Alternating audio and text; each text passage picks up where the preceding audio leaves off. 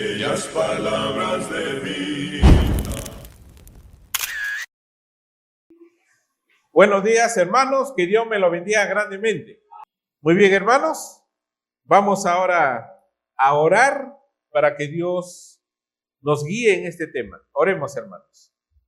Padre bendito, Padre celestial, gracias le damos por este momento en el cual vamos a compartir tu palabra. Bendice a cada nuestros hermanos y hermanas presentes. Que este estudio, oh Señor, nos ayude a reflexionar, a meditar, para poder, oh Señor, compartir tu evangelio a las demás personas. Gracias, oh Señor, por la oportunidad que nos das, ya que tu palabra dice que aún los ángeles anhelan hacer esta obra. Oh Padre bendito, todo te lo dejamos en tus manos. En el nombre de Cristo Jesús se lo pedimos. Amén.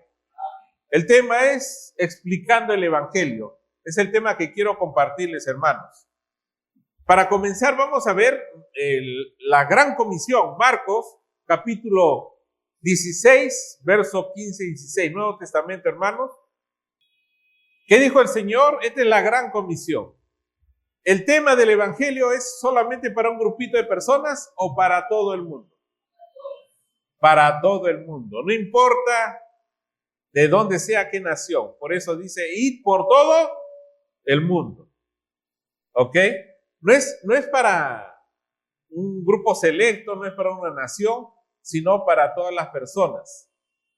Dice, y predicar el evangelio a toda criatura, a todas las personas, no importa la edad que tenga, si es una persona de edad o si es un jovencito, una jovencita, no importa la edad que tenga, no importa la clase social que tenga, no importa quién sea, todos necesitan del evangelio de Cristo. Yo me pregunto, ¿por qué Dios se preocupa por todo el mundo? Muy bien, sean salvos, ¿ok? Por eso dice el 16, el que creyere y fuere bautizado va a ser salvo. Aquí la mayoría ha creído y se ha bautizado. Por lo tanto, ¿qué tenemos? La salvación. Pero ahí dice acá, más el que no creyere, ¿qué va a ser? Condenado. ¿Dios quiere que seamos condenados o que la gente sea condenado? No. Por eso Dios pide que todo este tema del evangelio sea predicado a todas las personas.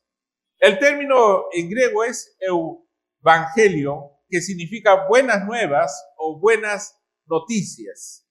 ¿Y cuáles son las buenas nuevas? Bueno, que el reino de Dios se ha acercado. ¿Cuáles son las buenas nuevas? Que la salvación se encuentra a través de un solo ser, nuestro Señor Jesucristo. Ese es el tema central de lo que es el evangelio y es el tema que nosotros los cristianos debemos entender, comprender y predicar, porque el Señor manda. Así que, hermanos, ¿cuál es el evangelio de Jesús? 1 Corintios capítulo 1, versos del 21 al 24. El 21 dice, pues ya que en la sabiduría de Dios el mundo no conoció a Dios mediante la sabiduría.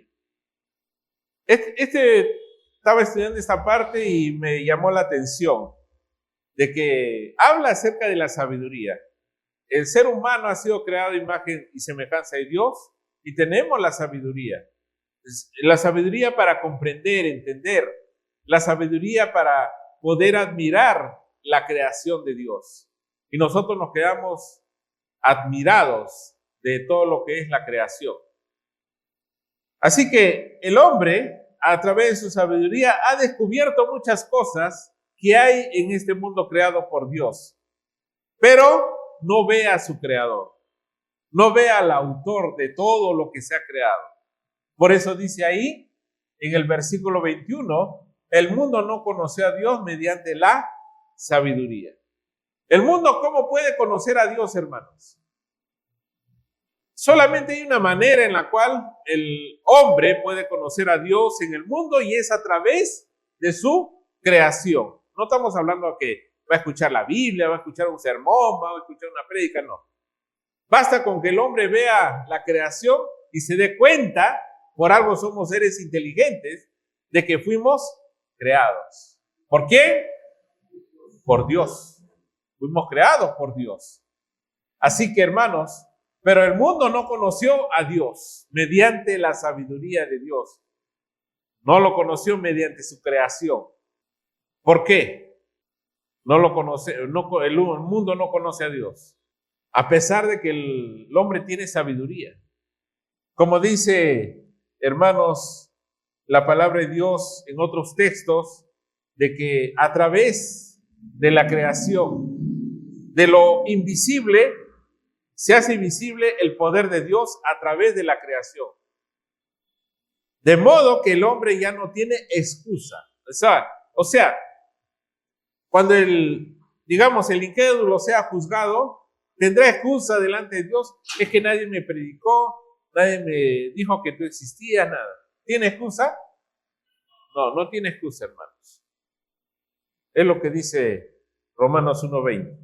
Pero, hermanos, de acuerdo a muchos versículos en la Biblia de Génesis y las mencionadas por nuestro Señor Jesucristo en su ministerio, nos habla de que todos nosotros somos seres creados a imagen y semejanza de Dios. Todos, hombre y mujer. Así dice la palabra. Por lo tanto, hermanos, ahí dice en el 21, agradó a Dios salvar a los creyentes por la locura de la predicación.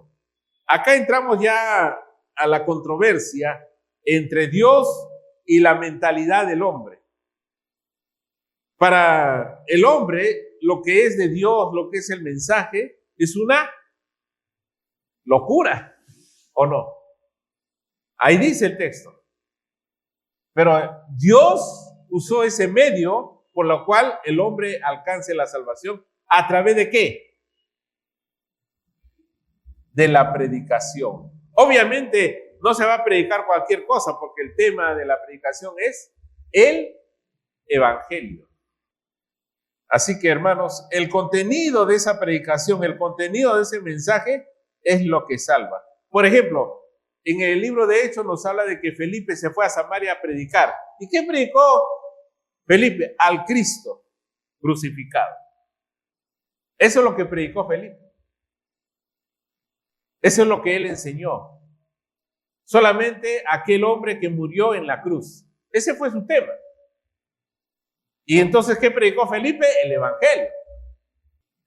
Ahí también dice en este versículo, en el verso 22 de 1 Corintios 1, porque los judíos piden señales y los griegos buscan sabiduría.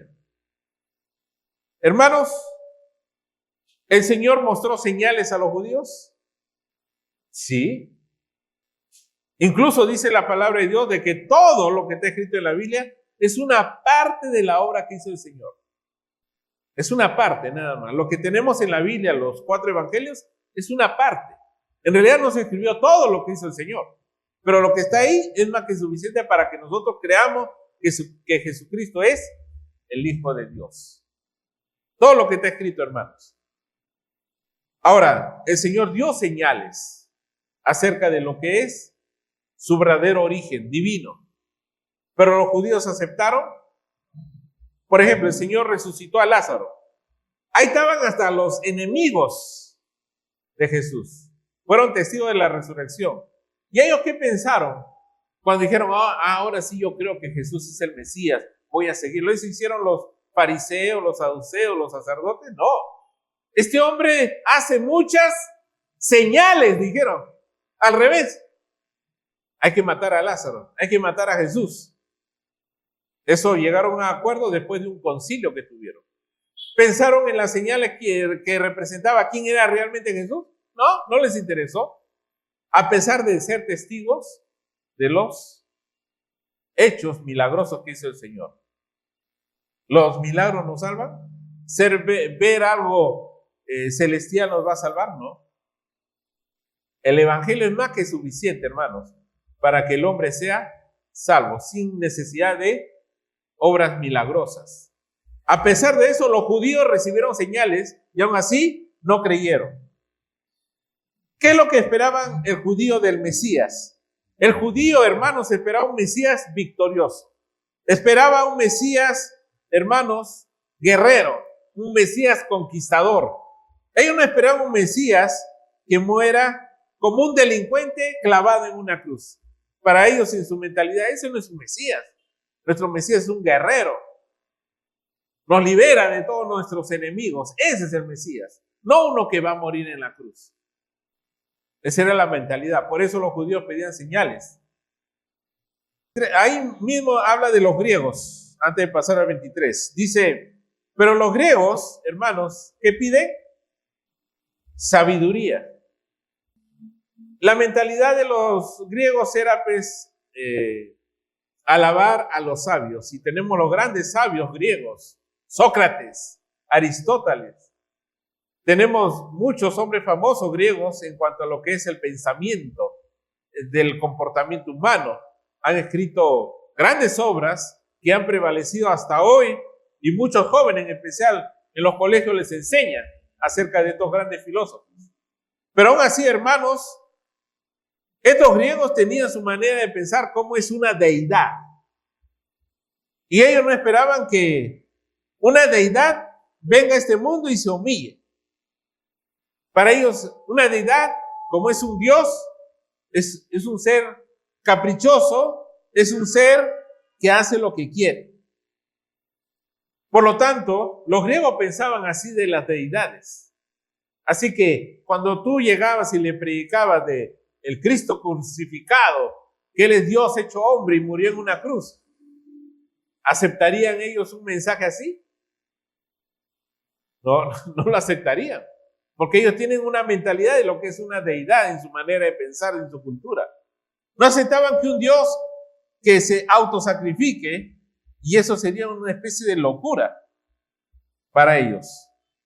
Entonces, hermanos, predicar al crucificado es el Evangelio. Predicar el Evangelio es presentarlo al mundo a través de su Hijo.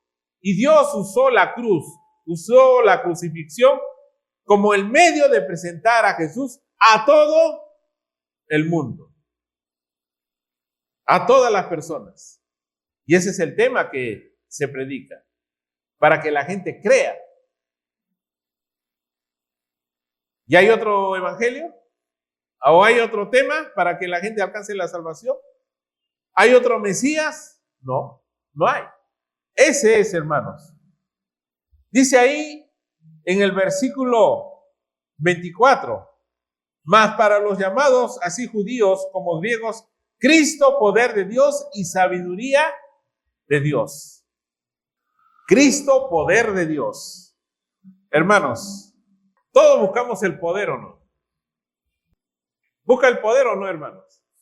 Ahorita hay una lucha por el poder para dirigir este país y en todas las naciones.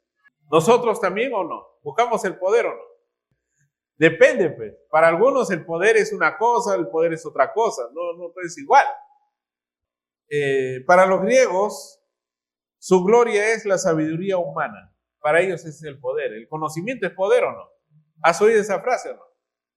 Y los griegos lo sabían muy bien. Por eso buscaban la sabiduría, pero humana. O sea, a nivel hombres, sabios, filósofos, grandes oradores, grandes pensadores. Y piensan que ahí está el poder. Los romanos, en la época de Jesús, para ellos el poder era el poder militar, el poder de la fuerza, el poder de las armas. Para ellos ese era el poder. Lo mismo que es hoy día para las potencias mundiales, para mantener su hegemonía, para mantener su dominio a nivel mundial, su moneda, su cultura y todo lo que tenga que ver con el poder a través del mundo y dominio del mundo, es gracias a su ejército. Así que su ejército tiene que estar bien armado y dispersado por todo el mundo para ejercer ese dominio. ¿Será fácil hacer eso? No es fácil. Por eso muchos imperios han querido mantener su fuerza, su poder durante siglos, pero no han podido, porque después viene la decadencia.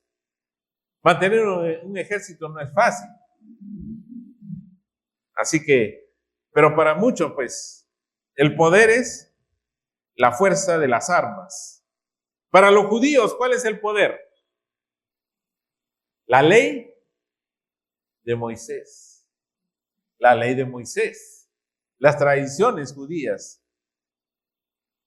Hay un detalle con la ley de Moisés. No te da salvación. No nos da salvación. Por la ley, dijo Pablo a los Gálatas, nadie será justificado. ¿Qué va a pasar con la gente que quiere guardar la ley hoy día? ¿Conoce grupos religiosos que quieren guardar la ley hoy día? La antigua ley. Hasta se ponen trajes antiguos, israelitas, adventistas. Los grupos evangélicos, bueno, usan parte de lo que es el diezmo y eso para sacarle pero plata a la gente, nada más. Pero la ley, hermano, para el judío es el poder. Pero en ese poder ya no hay salvación. ¿Por qué ya no hay salvación? Porque es una ley que caducó. ¿Cuándo caducó? Cuando Cristo fue crucificado. Hasta ahí llegó la ley. Hasta ahí llegó la época de la ley de Moisés. Y de ahí comenzó una nueva dispensación, una nueva era que a través de el evangelio de Cristo y cualquier persona, no solamente del pueblo de Israel, sino de cualquier raza del mundo que ha sido predicado, alcance la salvación. Bien, hermanos. Así que, hermanos, ahí dice Cristo, poder de Dios. Hermanos, para nosotros los cristianos, ¿cuál es el poder? Es algo básico para nosotros los cristianos esto del que el evangelio es el poder. Por lo tanto, hermanos, ese es el poder que Dios nos ha mostrado a nosotros. Ahora tú dirás, ¿en qué sentido es el poder? Porque para ti de repente el poder es el dinero, ¿no? Para la mayoría de los hombres es el dinero. El tener riquezas, el tener, ese es el poder. Pero la Biblia dice Cristo, poder de Dios. Pablo dice el evangelio es el poder que puede darnos la salvación. ¿La salvación es un poder o no? Un poder, hermanos, que ni el dinero lo puede dar. Por ejemplo, hermanos, ¿tú cuánto darías para que un ser querido tuyo haya muerto y vuelva a vivir? ¿Cuánto darías tú para que vuelva a vivir? Tú puedes ser la persona más rica del mundo y eso no sirve para dar vida nuevamente a un ser querido. No hay. Pero el evangelio sí tiene el poder sobre la muerte. Dígame algo superior a eso. Mejor que las armas, lo único que sirve es para matar, quitar vida. Eso es fácil. Pero para dar vida se necesita un poder superior. Pero ese poder, hermanos, es de lo alto. Por eso el evangelio no es un tema humano. No es un poder humano. Es el poder de Dios a través de Cristo Jesús, hermanos. De esta manera, yo simplemente quiero hacerle ver lo que dice la Biblia realmente acerca de lo que es el evangelio. Por eso mi tema es explicando el evangelio. Así que, hermanos, la palabra de Dios nos habla que el Señor tiene el poder de levantar a los muertos. Por ejemplo, cuando murió Lázaro, Jesús estaba hablando con una de las hermanas y Jesús le dijo a una de ellas, el que cree en mí, aunque esté muerto, vivirá. El poder de Dios. ¿Ok? Y también, hermanos, cuando nuestro Señor Jesucristo murió, fue sepultado y resucitó, venció la muerte. ¿Ese es poder o no? El poder de la creación se efectuó en el Señor Jesucristo para poder Él resucitar. Entonces, hermanos, Él tiene dominio sobre todo, incluido la muerte. Ese es el poder. ¿Ahora entiende, hermanos, o no? Ahora, imagínate menospreciar el evangelio, ridiculizar el evangelio. Hermano, está rechazando algo grande, algo poderoso. Es lo que hace mucha gente. Ahorita vamos a ver ese punto. Cuando nosotros salimos a predicar, hermanos, a compartir el mensaje, no vamos a compartirle, pues, allá en mi iglesia es chévere, hay bonito, hay canciones, hay música, hay danza y todo. Ahí dan comida, dan regalos y todo. ¿Ese es predicar el evangelio? No, pues. O hay personas que dicen, te invito a mi iglesia, pero ahí va a haber algo. O sea, ¿qué me van a dar? Tampoco, pues. Hermanos, el evangelio, el único regalo que yo sepa que podemos darle a las personas es el evangelio de Cristo. Y no es cualquier regalo, es el poder de Dios. Es algo que tenemos que explicarle a la gente para que la gente llegue a desear ser beneficiado a través de ese poder. 1 Corintios capítulo 2, verso 1 y 2. ¿Cuál era el tema principal de Pablo cuando llegaba y predicaba? ¿Qué predicaba? ¿Qué hablaba Pablo? A Cristo crucificado. Ese es el evangelio. Así de sencillo. Pero en el versículo 1 dice, así que hermanos, cuando fui a vosotros para anunciaros el testimonio de Dios, no fui con excelencia de palabras o de sabiduría. Hermanos, cuando uno está predicando el evangelio, ¿sabe qué estás dando? ¿El testimonio de quién? De Dios. Ahí dice. Así que hermanos, cuando fui a vosotros para anunciarnos el testimonio de quién? De Dios. ¿Y cuál es el testimonio de Dios? El evangelio de Cristo. Más abajo lo va a decir. Por lo tanto, hermanos, entonces, el predicar el evangelio no depende de la oratoria humana. Porque ahí dice, no fui con excelencia de palabras o de sabiduría. O sea, lo que tiene que convencer a la gente no es nuestra oratoria, no es nuestra sabiduría, nuestro conocimiento de hombres. ¿Grandes oradores hay en el mundo o no? Hermanos, pero eso no es lo que debe convencer a la persona, sino el testimonio de Dios, que es el evangelio, hermanos. Ahora, cuando ella habla del testimonio de Dios, también dice que el evangelio no es una filosofía humana. La pregunta es, ¿cómo Pablo aprendió el evangelio? ¿Cómo él recibió el evangelio? Porque él está hablando acá, está predicando el evangelio. Pero ¿quién le enseñó a él el evangelio? ¿Alguien me puede decir quién le enseñó a Pablo el evangelio? ¿Ananías le habrá enseñado? Cuando Pablo se encontró con los apóstoles en Jerusalén, ¿ellos le enseñaron el evangelio? ¿O Cristo mismo le enseñó el evangelio? El mismo Señor. Hermanos, la palabra de Dios es bien clara. Pablo mismo dice que él no recibió el evangelio de hombre alguno, que lo recibió del mismo Señor Jesucristo, de él solamente. Él no lo aprendió de Ananías, no lo aprendió de los apóstoles, ni de Pedro, ni de Juan, sino de el mismo Señor Jesucristo. ¿Sabe por qué digo esto, hermanos? Porque hay un requisito para ser apóstol. Y uno de los requisitos para ser apóstol es haber sido enseñado por Jesús, mismo personalmente. En la actualidad hay muchos hombres religiosos que dicen que son apóstoles, ¿o no? Sí, el apóstol tal va a hablar en tal fecha, tal lugar, haga su reservación, pero tienes que dar tu diezmo para que puedas entrar. Y ese apóstol, yo digo, pues entonces ese hombre fue enseñado por el mismo Señor Jesucristo, porque para ser apóstol hay que ser enseñado por el Señor Jesucristo. ¿Pero eso será posible hoy día? No, hermano. Entonces, un falso apóstol, así como lo hubo en el tiempo del mismo Pablo, también hubo falsos apóstoles.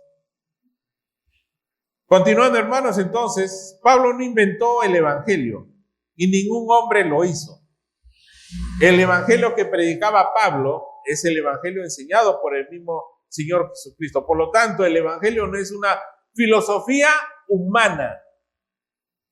No la inventaron los apóstoles, no la inventó Pablo, sino viene del propio Señor Jesucristo. Hablemos un poquito del otro evangelio. Los judaizantes en el tiempo de Pablo, cuando ya la iglesia empezó a difundirse, los judaizantes tenían su evangelio. O sea, estaban mezclando la cruz de Cristo con la ley de Moisés. Y que para obtener la salvación, no solamente era el evangelio, sino también dependía de la ley. Y los judaizantes decían, si no guardas la ley de Moisés, no puedes ser salvo. Eso era lo que hacían los judaizantes. O sea, eran cristianos, pero judíos, que ellos obviamente guardaban la ley de Moisés, pero después obedecieron el evangelio de Cristo. Pero después entraron los gentiles, o sea, gente que no era judía, se volvieron cristianos, obedecieron el evangelio de Cristo. Pero ellos dijeron, no, a ellos les falta algo, obedecer la ley de Moisés para que sean salvos. Ahí hubo un debate, pero se llegó a la conclusión de que ellos no necesitan la ley de Moisés, los gentiles como nosotros. Simplemente necesitaban para ser salvos el evangelio de Cristo, no los ritos de Moisés. Es por eso que no guardamos el sábado y no practicamos los ritos de la ley judía. El evangelio es más que suficiente para darnos la salvación. También están los otros evangelios. Por ejemplo, ¿no? Los católicos. Según los católicos, para que alguien obtenga la salvación, ¿qué tienen que hacer? Acá hay hermanitas solteras, ¿ya? Un día van a ser madres y cuando tengas tu bebito, ¿qué te van a decir tus vecinitas, tus amigos que viven por tu barrio ahí? ¿Qué te van a decir con tu bebito? ¿Ah? ¿Qué te van a decir? Desde el punto de vista religioso, ¿qué te van a decir ahí tu círculo de amistad? Nació tu bebito, ¡ay, qué bonito! Te van a decir. ¿Y después qué te van a decir? Hay que bautizarlo. Ese es el evangelio católico. ¿Qué hace el evangelio católico? Bautizan bebés que no necesitan ser bautizados. También está Martín Lutero. Está Martín Lutero, Juan Calvino y todos ellos. ¿Qué te enseñan según su evangelio de ellos? El evangelio de ellos dice, pues, bueno, cree en el Señor Jesucristo, haz la oración del pecador y vas a ser salvo, sin bautizarse. Porque para ellos el bautismo es algo secundario. Sí lo practican, pero como algo secundario, pero no para la salvación. Ese es el evangelio que abunda en las denominaciones. Está el evangelio de Elena de White, el evangelio de la prosperidad, y hay muchos evangelios en el mundo religioso, hermanos. Bien, así que hermanos, no hay otro evangelio, solamente hay uno. Pablo nunca predicó esas cosas que ellos predicaron. Pablo nunca dijo, pues, hay que bautizar a los bebés, o que solamente a través de la fe eres salvo. Veamos ahora, hermanos, la muerte, sepultura y resurrección. Primera de Corintios capítulo 15, verso del 1 al 4. Pablo comienza diciendo, además os declaro, hermanos, el evangelio que os he predicado. Les hace recordar a los corintios el evangelio que les ha predicado. A veces nosotros nos olvidamos del evangelio, o nos distanciamos del evangelio, o pensamos que las doctrinas religiosas que hay en el mundo es el evangelio también. Pero ya les acabo de hacer ver de que no tiene nada que ver con el evangelio, son filosofías humanas. Ahora, dice acá, el cual también recibiste y en el cual también perseveráis. Por lo cual, asimismo, si retenéis la palabra que os he predicado, sois salvos si no creísteis en vano. El evangelio, hermanos, número uno, es para todo el mundo. El evangelio tiene el poder para salvar a aquellos que la reciben, la aceptan, la asimilan, la hacen parte de su vida. El evangelio tiene el poder de salvarlos. Pero no para el que no cree, no para aquel que lo rechaza, sino para aquellos que lo reciben, así como los corintios lo recibieron, así como cualquier hermano de cualquier congregación que ha recibido el evangelio o de aquí mismo. El evangelio, hermanos, salva a aquellos que la reciben. ¿Y cómo lo recibieron? Creyendo en el Señor Jesucristo, arrepintiendo de sus pecados y bautizándose en el nombre del Padre, el Hijo y del Espíritu Santo.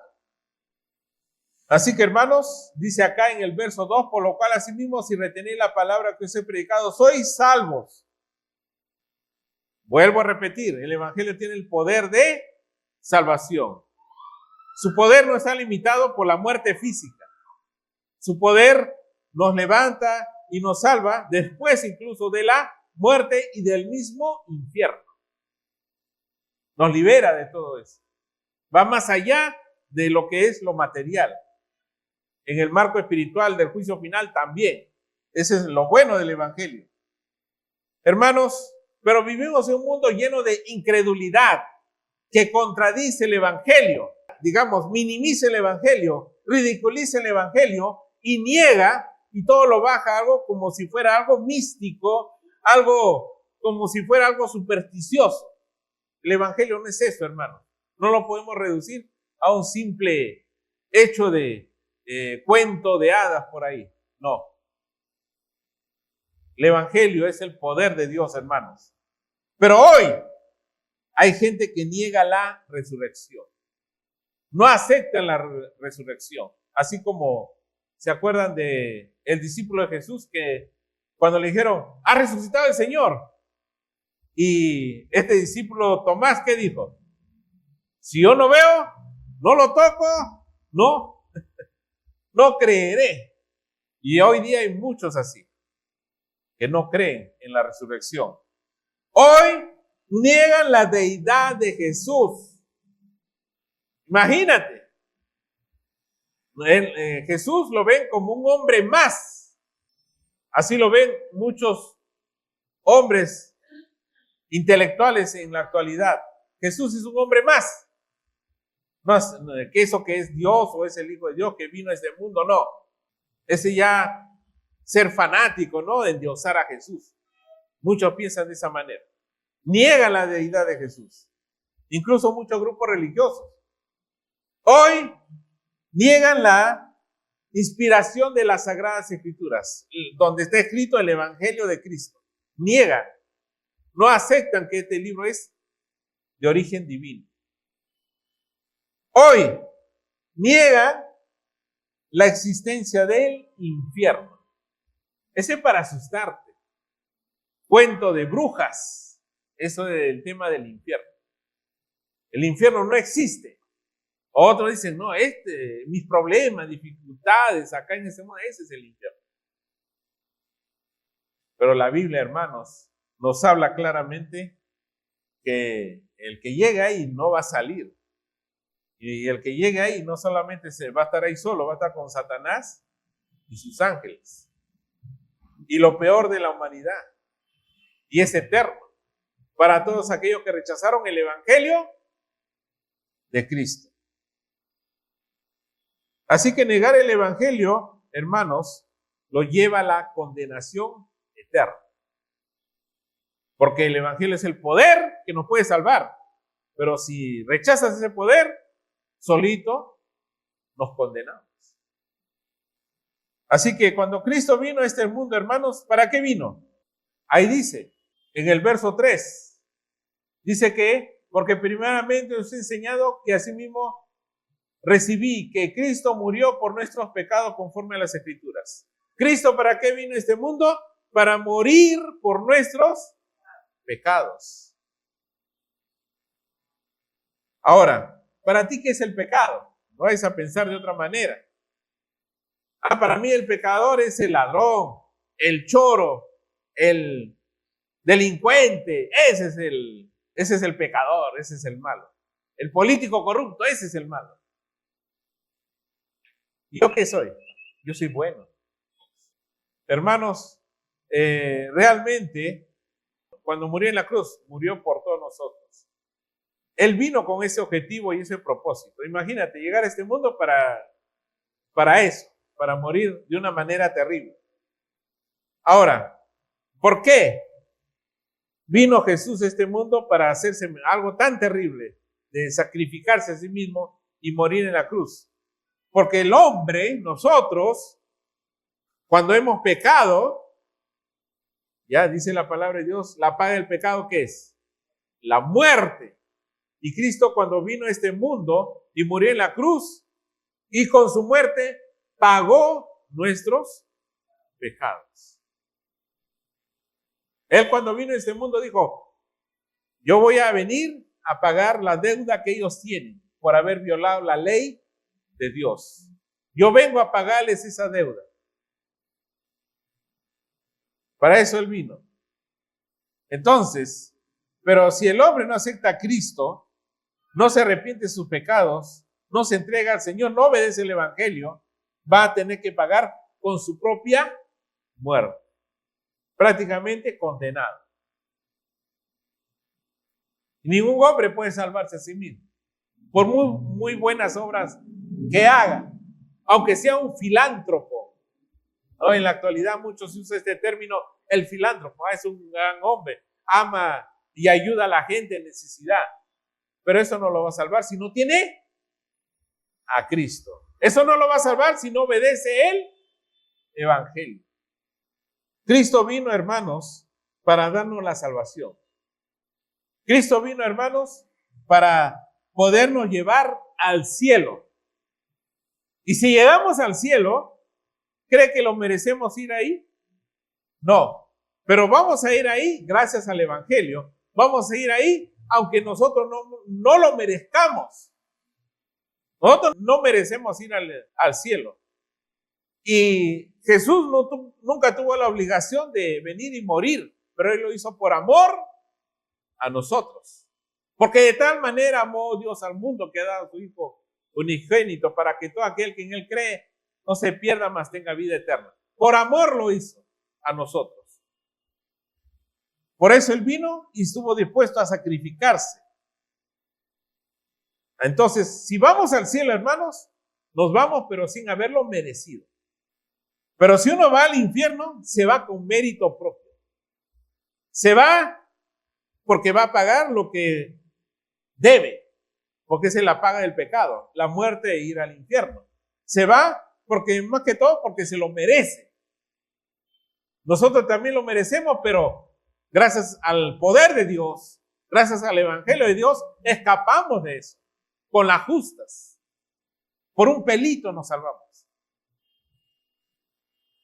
Ese es el poder del Evangelio, que puede hacer por nosotros.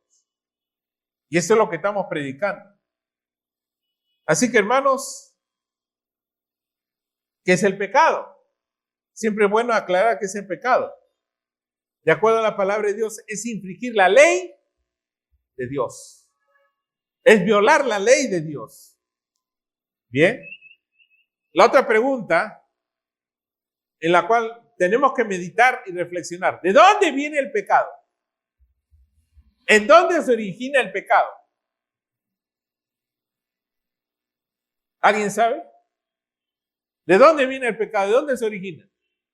En pocas palabras, de nosotros mismos.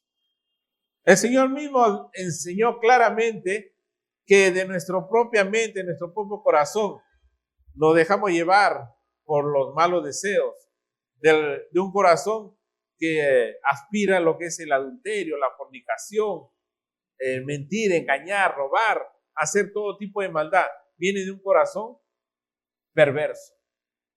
Y todos nosotros, hermanos, hemos cometido esos malos deseos. Tenemos esos malos deseos. Y de ahí se origina el pecado. Todo comienza con la mente, con el deseo, y después se llega a realizar. Nosotros estamos limitados gracias a la palabra de Dios, gracias al perdón de Cristo. Recibimos el perdón, el consuelo del Señor. Pero la gente que no ha recibido el Evangelio, hermanos, ellos están condenados por sus propios pecados, porque no han obedecido el poder, el único poder que los puede salvar. Bien, el pecado, hermanos, comunes en la actualidad, ¿cuál es, hermanos? Si tú sales a evangelizar y te vas a encontrar con muchas familias, parejas que viven ahí, te vas a encontrar y sacas tu encuesta y te vas a dar cuenta que la mayoría son convivientes. Los que salen a evangelizar se dan cuenta de eso. Incluso hijos o hijas de pastores te encuentras por ahí, que son convivientes nada más. No se han casado, no se han formalizado. Están viviendo en fornicación, o otros incluso están viviendo en adulterio. Así que, hermanos, ¿cuál es el otro pecado? Esto va a sonar un poco irónico, porque nosotros nos engañamos a nosotros mismos. Y la pregunta es, ¿alguna vez has cometido un pecado? Nosotros reconocemos, pero hay gente que tiene este concepto del pecado. El pecado es el asesino, el violador, el político corrupto, el ladrón, esos son pecadores. Yo no. ¿Y tú has pecado? No, yo no peco. Yo no he cometido esos pecados. O sea, se autoengaña y piensa que no ha pecado. Te vas a encontrar con gente así a la hora de predicar y evangelizar. E incluso te van a decir, ¿no? Y a muchos predicadores nos ha ocurrido eso. Algunos lo contamos como anécdota. Llegamos a una persona, le predicamos el evangelio, que se arrepiente y todo. Pero esa persona ve un borrachito pasando ahí al frente y dice, ¿ves a ese? De ahí, ese predícale. Ese es un pecador. Se está engañando. Esa es la situación. Es como los fariseos de la época de Juan el Bautista. Juan el Bautista bautizaba a mucha gente, pero era gente obviamente del pueblo.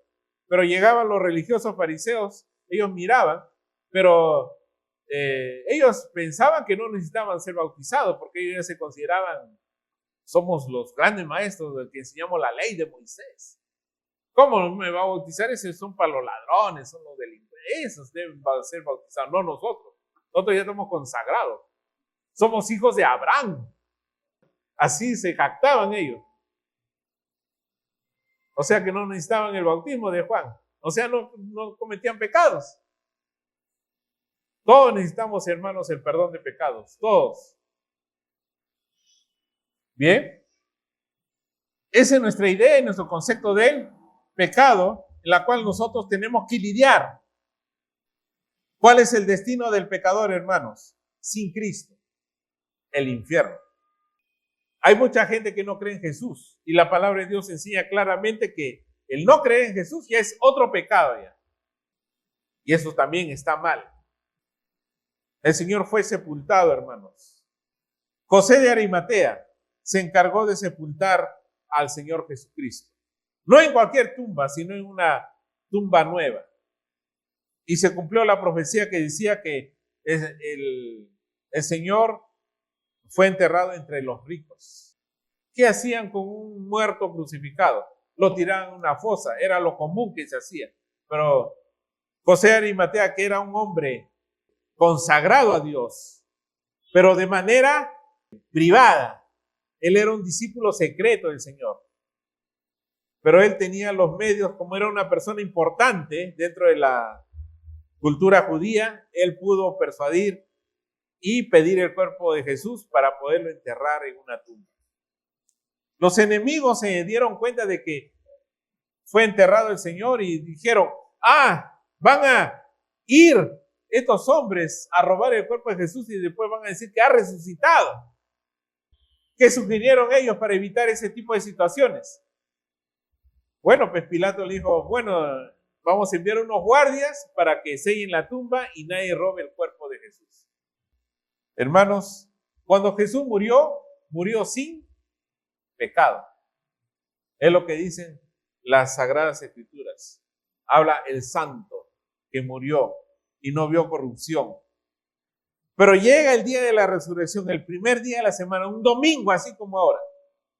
La resurrección es el respaldo de Dios, el sacrificio que hizo Jesús en la cruz.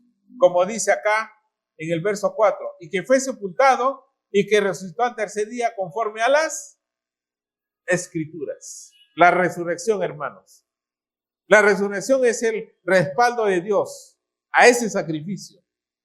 Hermanos, y vamos a ver un último texto, Hechos, capítulo 2, versículo 24.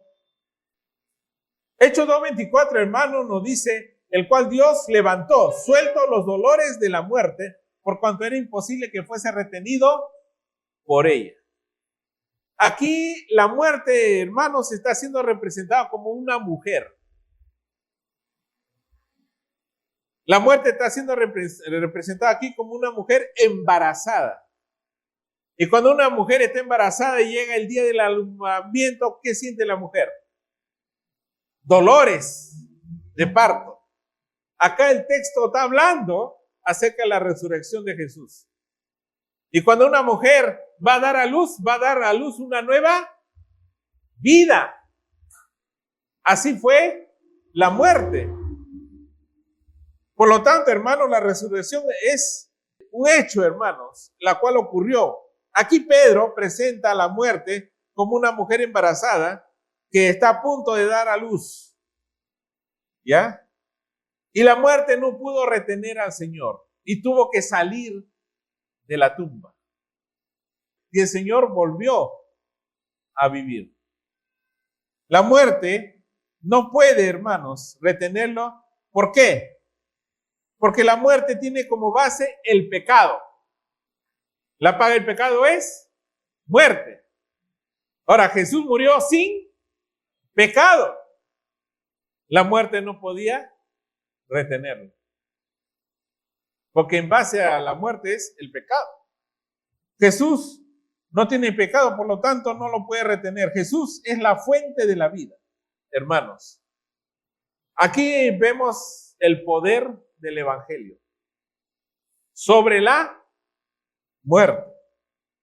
También el poder que levantó a Jesús sobre la muerte es el poder que hizo el mundo, el cielo, la tierra en el libro de Génesis. Ahí tú ves la creación. Todo empieza a adquirir vida. Ese mismo poder que hizo el universo y todo, es el mismo poder que se efectuó en el Señor para poder dar vida. Porque Él dijo claramente, yo soy el camino, la verdad y la vida. ¿Quién tiene el poder de dar vida?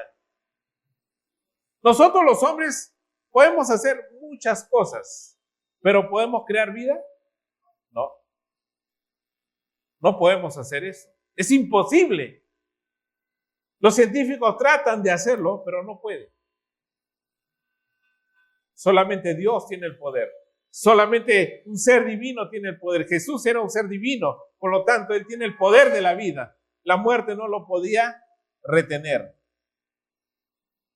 Así que, hermanos, la muerte, sepultura y resurrección lo convierte en nuestro Señor. Cuando Cristo murió, estuvo a la diestra del Padre, fue llamado Hijo de Dios y Él es el Señor. Toda potestad me es dada en el cielo y en la tierra. Así declara la palabra de Dios. Por lo tanto, Cristo, ¿quién es? El Señor Todopoderoso. Ahora yo le pregunto, hermanos, ¿quién es tu Señor? ¿Quién es tu Señor? Cristo una vez dijo, ¿no? ¿Por qué me llamáis Señor, Señor y no hacéis lo que yo digo? La resurrección confirmó prácticamente que Él es el Señor, el Mesías, el Todopoderoso. Y todo lo que hagamos, hermanos, debe ser para agradar al Señor Jesucristo. Él es nuestro Señor, hermanos. A Él tenemos que obedecerle. ¿Quién es el amo de la iglesia? ¿Quién es el Señor de la iglesia? Cristo. No es Ricardo, no es un fulano de tal, sino Cristo. En el mundo religioso será el Papa, será el ministro, será los reyes de Inglaterra, porque ellos se consideran la cabeza de la iglesia allá. No, es Cristo. Él es la cabeza, hermano. Ahora, si un líder se cree el amo y dueño de la iglesia, ¿sabes a quién se asemeja? Al anticristo. Porque Juan describe así, va a ocupar el asiento de Dios, del Señor, y se va a hacer pasar por el Señor. Ese es el anticristo. Y a veces los líderes somos tentados a querernos sentar ahí. En vez de servir a los pies del Señor, queremos sentarnos en la silla del Señor. Así que, hermanos, no olvidemos que Él tiene todo el poder, la potestad, después de la resurrección. Él tiene las llaves de la vida y de la muerte. Y ese es el poder, hermanos, Y es lo que estamos predicando nosotros, el Evangelio de Cristo. Dios me lo bendiga grandemente, hermanos.